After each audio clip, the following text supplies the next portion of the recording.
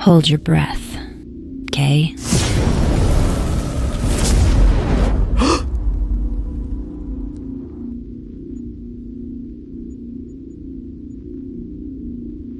You ever put your wife's ashes into a coffee canister? No? Then you don't know shit. My name used to be John Riker.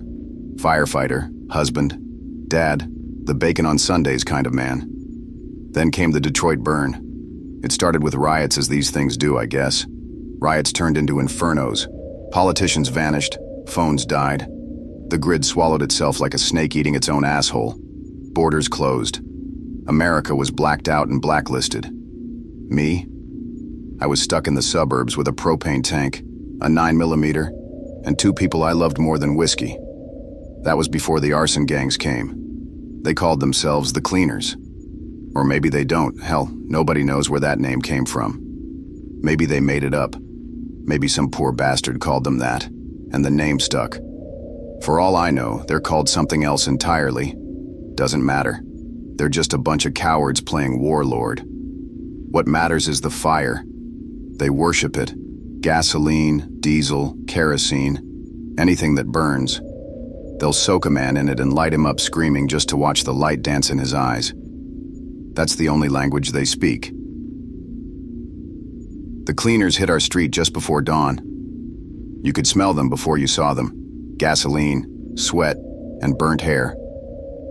I shoved Lucy and Emmy into the crawl space tucked away under my saw table in the garage. Kissed their foreheads. Told them 3 things. Stay quiet, stay small, stay strong. Then I went out the front with my 9mm and my old fire axe. First one through the yard had a shopping cart full of propane tanks chained together. I buried the axe in his shoulder before he could light a match. Second one came screaming, high-pitched, like a kid, swinging a pipe overhead. I shot him in the chest twice. A third had a machete and chain. Took the axe to the neck to drop him, his head drooping to the side like a toothpaste top. My arms were still raised from dislodging my axe when I caught a bat to the ribs. It was a clean baseball swing hit. Heard the crack before I felt the pain. I get another hit to the back, then to the head. I'm dazed. Swing wild, but I still feel another hit to my side when my eye finds another bastard 10 feet away. He's grinning at me, had no eyebrows, just burned scars where they used to be. Then I see it. A bottle in his hand, rag sticking out the top, already lit. I tried to close the distance, but it didn't matter. The Molotov sailed through the air, arced slow in the morning light, and smashes into the garage. I see 2 more make their way across the sky. One going through a window, the other smashes the side of the house. In one breath, my world became fire. That's when the blow to the side of my head came, and the brilliant orange and red went black. They didn't stick around to watch it burn. If they did, I'd be dead. That's the thing about the Cleaners. They don't even care enough to make sure the destruction they leave in their wake is even finished. They just move on as long as they leave something smoking behind them. I came to with soot all over me. I know I was out for hours because the sky is already dark in this time. The destruction was complete. My house is gone. Just smoldering piles.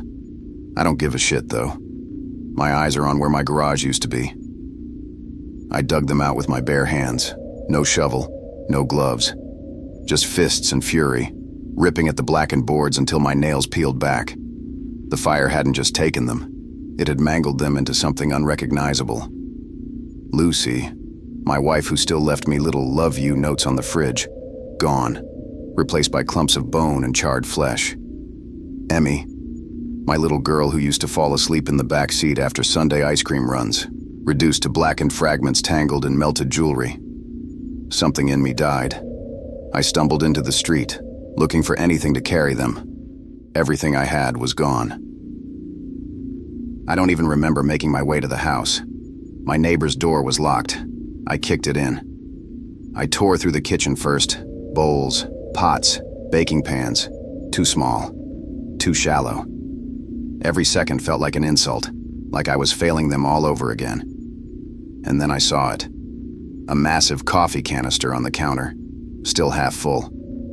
I dumped it into the sink, the smell of roasted beans twisting my stomach.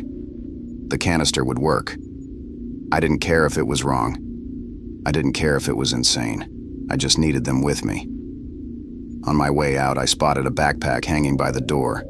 Leather straps, sturdy zippers. When I was done, I shoved the canister inside, zipped it tight, and slung it over my shoulders.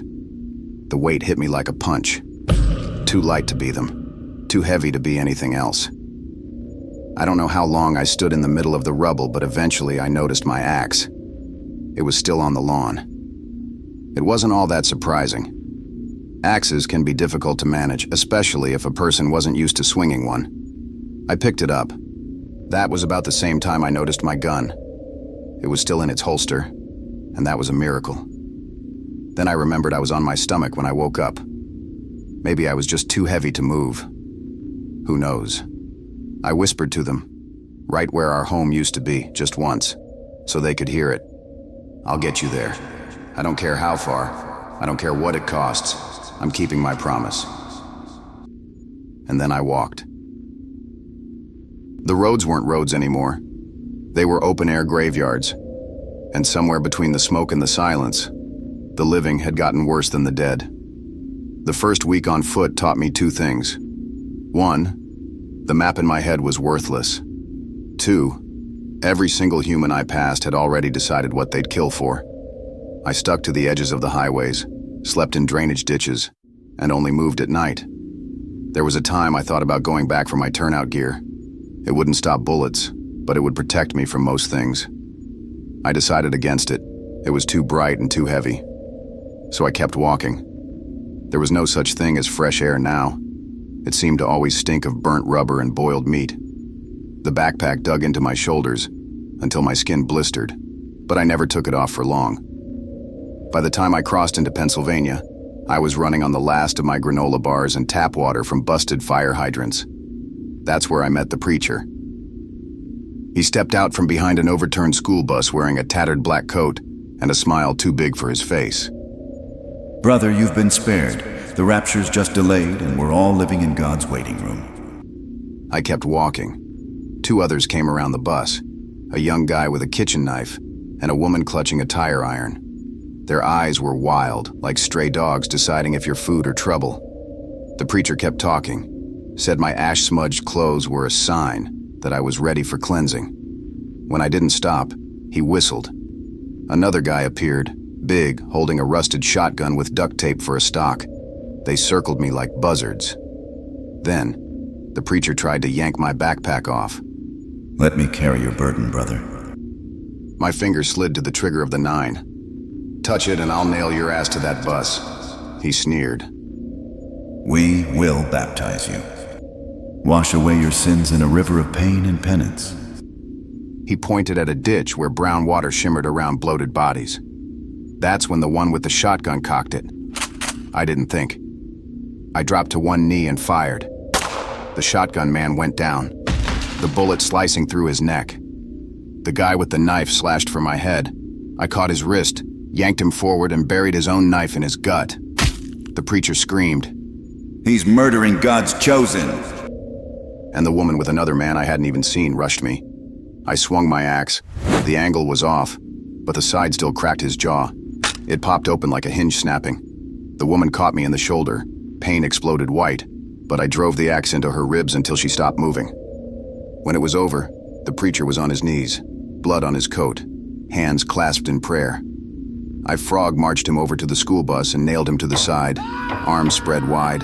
With metal shards, I hacked off the door frame. As I left, I told him, God's waiting room is closed. I met Mara 2 weeks after the preacher.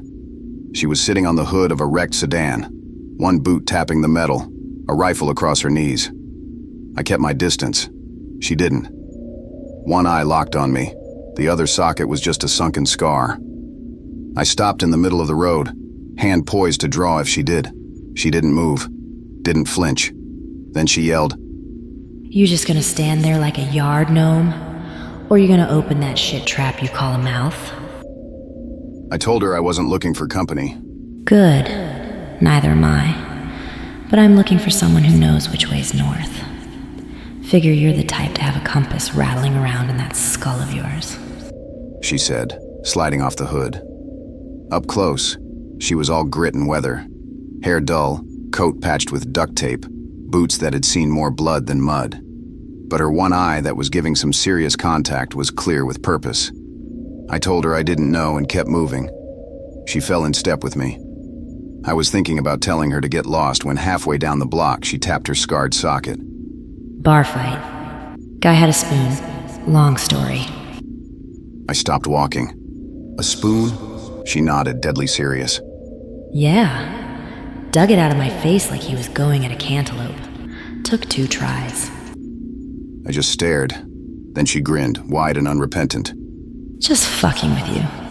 Lost it to some infection when I was little. Optic nerve went bad. Not as exciting, but hey, now it's a killer icebreaker, eh? I shook my head and opened my mouth to wish her luck with whatever she's trying to do up north when she beat me to it. So, I'm coming with you. Don't look so shocked. I don't need. I'll stay out of your way. I'm small and compact. Besides, I'm a fantastic listener, and I promise I'll even carry your emotional baggage if you want. I shook my head. Are you discriminating against me because I'm disabled? She said, pointing to her eye socket. Then her eye went big. Or is it because I'm a girl? Would you really leave a frail, one-eyed girl all alone on the streets? I smirked. You're a damn con man. No, Blinky. I just work better alone. She made a face, then shrugged and punched me at the same time, but fell in step anyway when I started walking. Cool. We'll call it volunteer apprenticeship. I follow. You scowl. Deal? I groaned. You're insane. I mean, I really should be medicated. See? You're already all big brothering me. This is already working out beautifully. She said, cracking a grin. By the time night fell, I realized I didn't hate her sticking around, which scared the hell out of me. We moved mostly at night, keeping to shadows and back roads. The days were long, and we took turns keeping watch while the others slept. I carried the coffee canister in the backpack, awkwardly heavy, every step a reminder of them. She's seen it in my pack but never commented on it. Not yet. Mara had a way of filling silence. She told me about a guy who tried to trade her a jar of pickles for some alone time. She said no, but his knife insisted, then proceeded to tell me every detail, because of course she would. So there I was, half-starved. The store was picked over, which is the only reason I looked at that dumb jar of pickles. He had all the advantage seeing as I was already on the ground, on the account of him clocking me in my good eye. Which, what the fuck, right? Anyway, I let him get all up close and personal like. I may have even whispered some sweet nothings, then bam, I punched him right in the taint. I mean, it was dead center between that fire ring and bunching bags.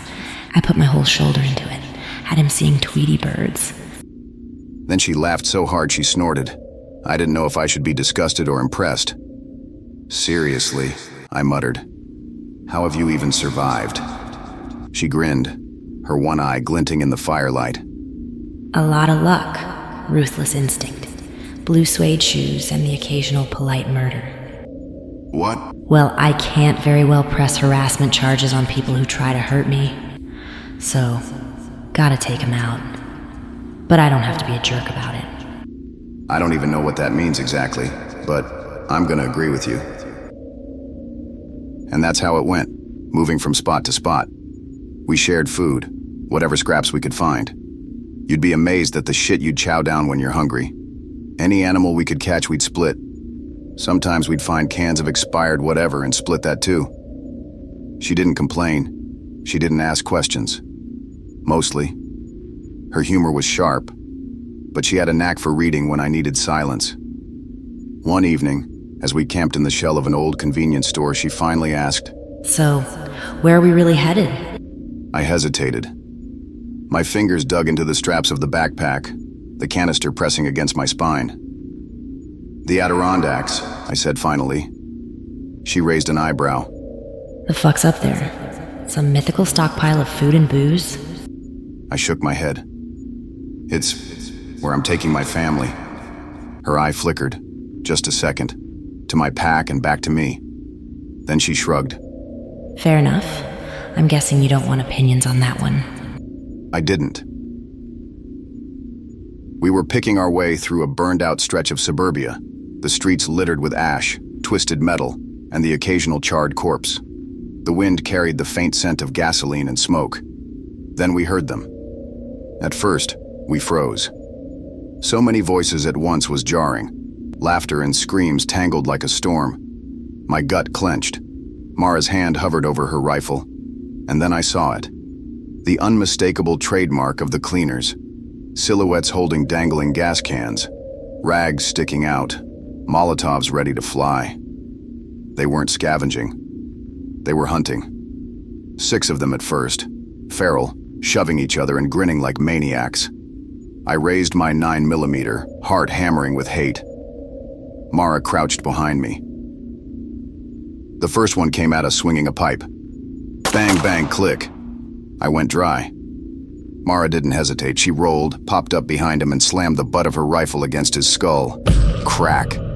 He went down, twitching. I grabbed the fire axe, swung at the next guy. His hand, along with the bottle in it, went flying. It smashed it to the asphalt, shards exploding. Molotovs cracked against the street. Flames hissed. Smoke curled thick. The rest of the cleaners closed in, and my hate, my fury, merged with precision. Constant drills with axes and sledgehammers kicked in. Years of brutal conditioning kept me focused. What these fuckers didn't know was that firefighting drills simulate chaos. I was built for this. I swung. Mara stabbed. I kicked. She shot. A dance of violence choreographed by desperation. Or maybe that was in my head and we actually looked like a couple of monkeys with rabies to anyone watching. But it felt right.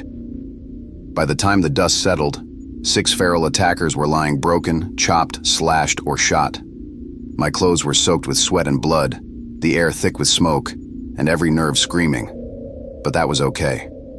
It was better than feeling numb. Mara leaned on a rusted-out truck, catching her breath, and gave me a crooked grin. Not bad for yard gnome and a cyclops. That night, we camped in the ruins of an old Waffle House. The fire's low, crackling like it's afraid to wake the dead. Mara's sitting across from me, chewing on a piece of jerky like it insulted her mother. She tilts her head, squinting at me. Why'd you go feral back there? You mean like you on that jerky? Hey, this is the end of the world, my guy. I can eat how I want. And don't dodge the question. When we saw the cleaners, you went full psycho ninja with a capital P. You know, that never made any sense. Since it's the end of the world, we should rewrite that word. From now on, it shall start with an S. She just looked at me. They deserved it, I mutter.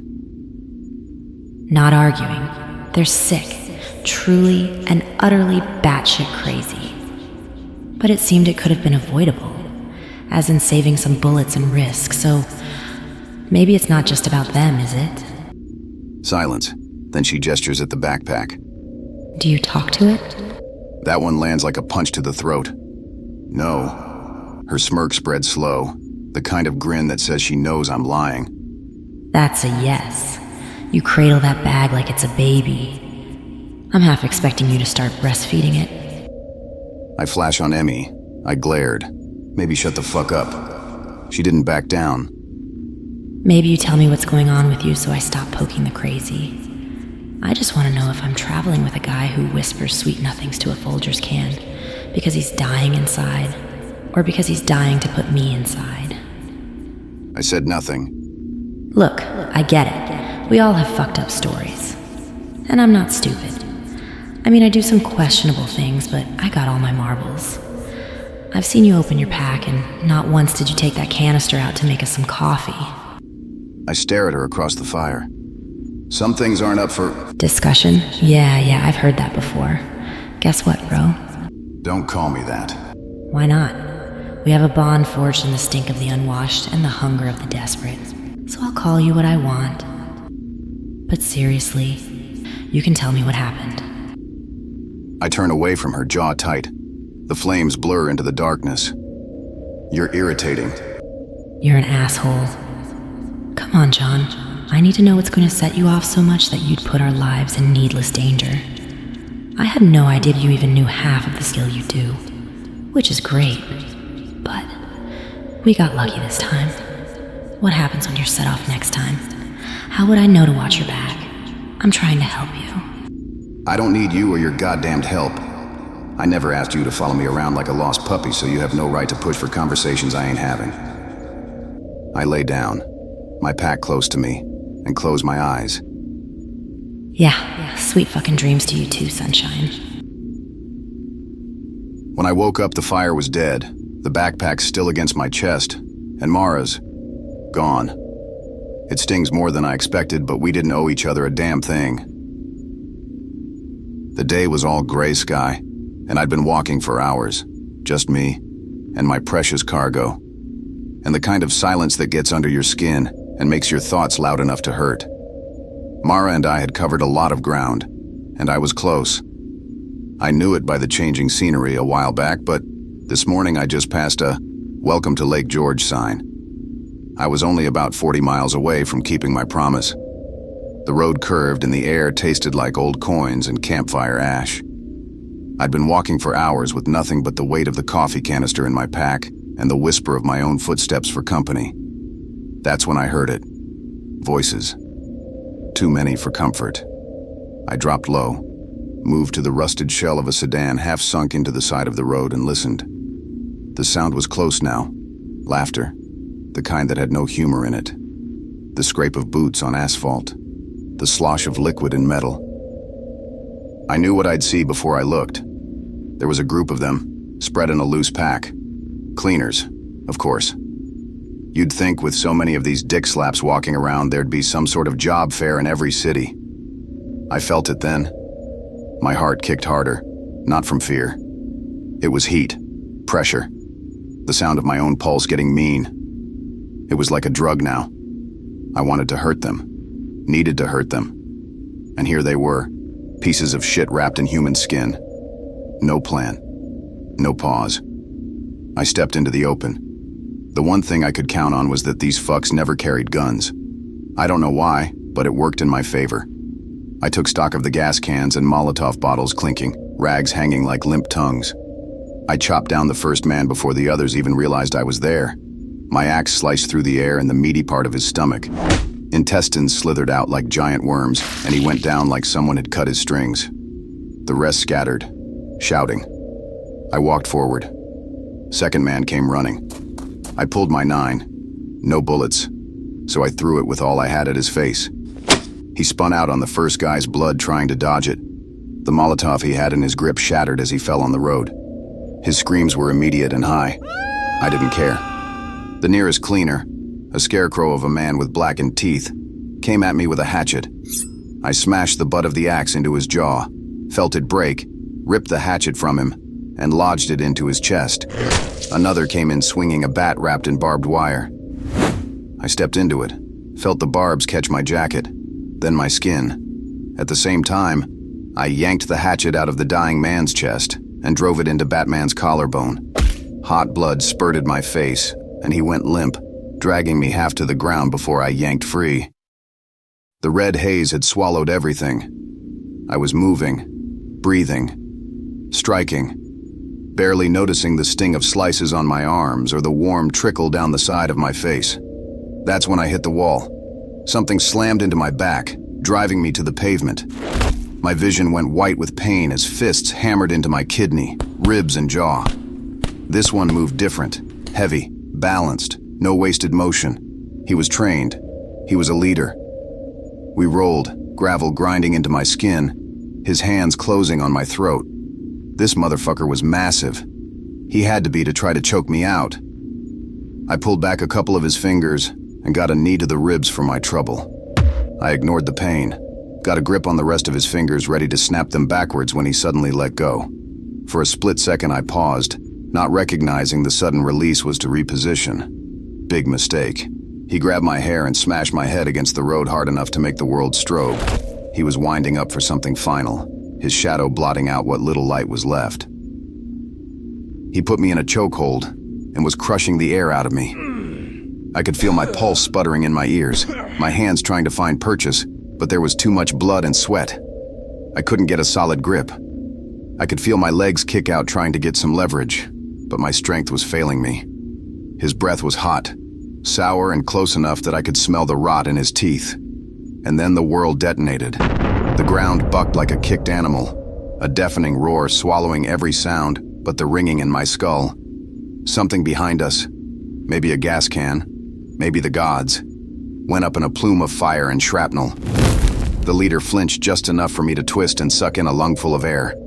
But before I could move, the gunfire started. Sharp, relentless, coming in from the left like a wall of lead behind the trees. 2 cleaners dropped instantly. Another spun, clutching his throat. Through the chaos, I managed to get to my knees and was about to stand when I felt the tip of a blade under my chin. The leader grabbed a fist full of my shirt, dragging me in front of him for a makeshift human shield as rounds sparked off the pavement. And then I heard her voice, cutting through the chaos like a serrated edge. Hey, shitbags! Mara stepped out of the smoke, one eye glinting like a sniper's scope, hair wild and half-scorched, rifle up and spitting fire without a pause between shots. She looked less like a person and more like the fire had given back Hell's daughter. The last 2 cleaners broke for cover, but she didn't give them the luxury. She moved forward, quick, low, her shots clean and final. That left just the leader. He turned his focus back to me, knife already cutting through the skin. But I wasn't just going to stand there. I cocked my fist back to smash his face while grabbing his wrist with the other. But Mara's boot came out of nowhere and with a crack kicked the side of his head. Miss me? Like a kidney stone. I coughed, spitting blood as I picked my ass up off the road. Did you blow something up? Had to get your attention somehow. You weren't answering your phone. Rude. She leveled the rifle at the leader's head. I thought she'd pull the trigger, but she didn't. Instead, she kicked the knife away, crouched, and got right in his face. This one's special, she said over her shoulder to me. He spat at her. Mara smiled like it was the best thing that happened to her all week. John, be a deer and start chopping off fingers. I've got questions. When it was over, I thought I would feel something like guilt. I didn't, and oddly, I was okay with that. We stood over the leader's body.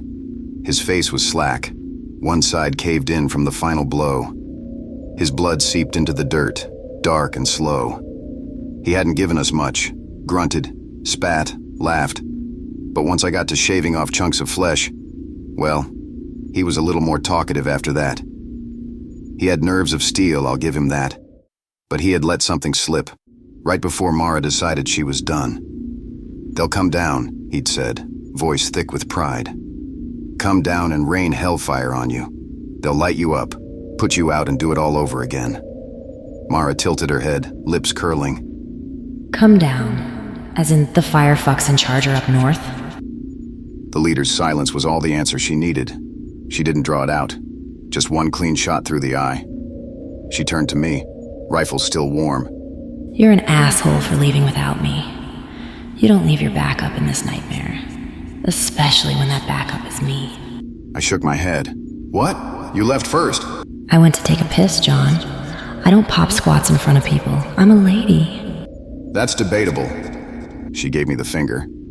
We scavenged what we could from the bodies and moved out. I don't know if their clan would come looking for them, but we needed to move. I started to walk. She fell in beside me. We eventually came across a small gas station and decided to camp for the day. I was starving and thought I'd have to catch some fish until we hit gold. Turns out the toilet doubled as a storage closet. There were 2 expired boxes of a candy called Big Hunk. It was rock hard, but the taffy softened out, and it still tasted good. We were chewing on that, waiting for our can of beans to heat up when she asked, Why here? Why this place? I didn't look at her. Before this country ate itself, we had a plan. My family and I. A real vacation. Like a real family vacation. Mountains, the lake, board games. Life was busy then, and we couldn't make the timing work. But it was something we always talked about. I swallowed hard. When everything started to fall apart, I told them we'd still make it. We'd take what we could carry and go. I had this vision in my head. We'd spend the end of days where we'd always wanted to be. My wife was scared for our daughter, so we planned out every step of the way together. I'd said I'd make sure we get there, no matter what. that I'd keep them safe. I promised. I couldn't keep that promise. But this one, taking them there, that I will keep. She gave me the can of beans then, and I told her I'd take first watch. The next day, we walked in silence.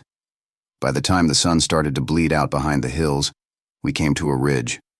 Below was the lake, still, black, and framed by peaks that looked untouched by the madness. I stood there, staring. I could almost see them on the shore. Emmy laughing, Lucy rolling her eyes but smiling anyway, taking pictures they'd never print. Mara didn't say anything. She didn't have to. She stayed silent during the goodbye, letting me pour the ashes into the still water. For a long time, it was just the ripples and the wind. Now that I fulfilled my promise, it suddenly hit me out of nowhere. "How the hell did you find me?"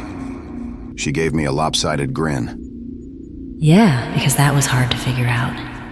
You've been flapping your lips since I met you about where you were going. Right, yeah. I glanced back the way we came as if I could see the charred mess of the cleaners we'd left behind.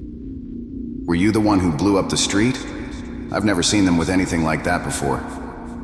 I thought about it some more. Did you shoot a gas can? She just pointed at her pack. Nope, just a little something I cooked up. I stared at it. You've been bouncing around me like a bunny on crack, with a pack full of explosives? And ammo.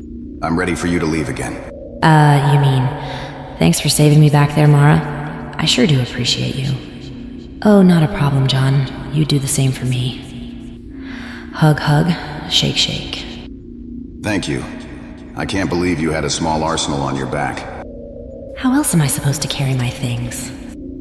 So what I'm hearing is, you let me run dry and throw my gun at a guy's face. Well, for starters, I saw that. Hilarious, by the way.